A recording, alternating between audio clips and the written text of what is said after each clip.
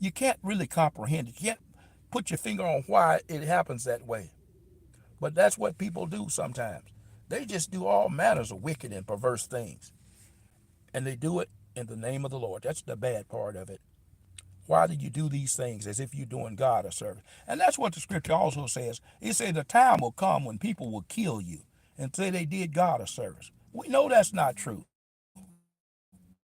You're not doing God a favor by killing somebody and murdering them. If God wanted him dead, he can do it himself. You don't have to kill somebody and say you did it for God's sake. That's just wrong. We ought to do better in our lives. We ought to have more compassion. We ought to have more love, consideration of people than they do. It's sad. It truly is. We're talking about temptations today, how we handle temptations, how we approach adversity and situations in our lives. And I'm trying to stress this point. I'm going to keep going over and over again and again. If you watch another live or another short, you probably hear me talk about it again in some way similar to this. Because I think we've misunderstood the temptation parts of life sometimes. Is that lots of times when we think other people are being tempted, we're the ones that are being tempted and tested and tried. Sometimes we make false accusations against other people. Sometimes we think somebody else is about to fall. We think other people are one being judged and evaluated and considered as wrong, whereas we are the one who is wrong. Because the devil is entering into our hearts. We are being one tempted to think evil of someone else. We are one tempted to judge someone else and judge them unrighteously. That's a lot of time the temptation we fall into is we are false accusers. We are backbiters. Excuse me. We stab people in the back. We do all kind of things. We think all kind of things sometimes. And that is the temptation. We don't trust one another. We doubt others' motives when we have no reason, really reason to.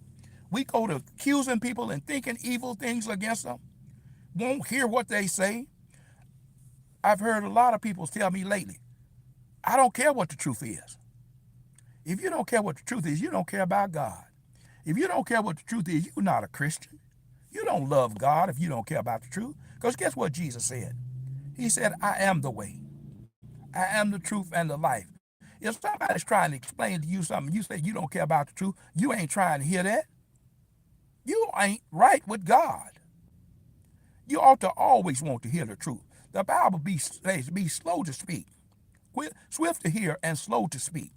Don't just run off and go saying stupid stuff like I don't care what the truth is. I don't want to know. You ought to always want to know what the truth is, even if you're not prepared to do it right away. You ought to want to know the difference between right and wrong. In case you want to change your mind and get on the right track, you need to know where you went wrong. You need to know what you need to do to get right with God. I told someone once, one day, I asked them, I say, if you're going the wrong way, what you want me to tell you? He said, I don't know. You ought to always want to know if you're going the right way or the wrong way. Even if you're going the wrong way, you might be going the wrong way on purpose. Because maybe it was something you wanted to check out. Maybe it's something you need to do. Or maybe you're on this path because you got on this track, but you can't turn around. Have you ever been on the expressway? You can know you're going the wrong way, but at 80 miles an hour, you can't turn around and do a U-turn right there in the middle of the road. You might have to drive 10, 15, 20 miles before you're able to exit and turn around to get back on the right track to go the right direction. But at that time, you're a long ways maybe from where you should have been.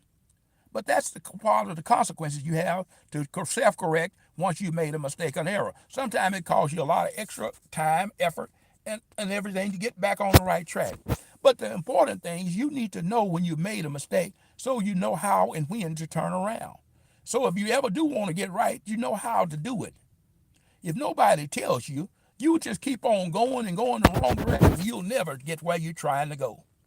And then if you're not careful, you'll be done used up all your resources, all your ability, going the wrong direction. Even if you wanted to get right, even if you wanted to turn around, you have nothing to turn around with. You have no ability to get where you need to go because you went wrong too long, and now you cannot make it back.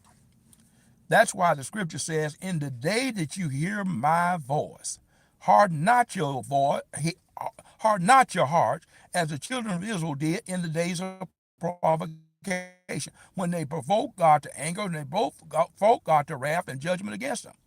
You can be called into judgment at any time.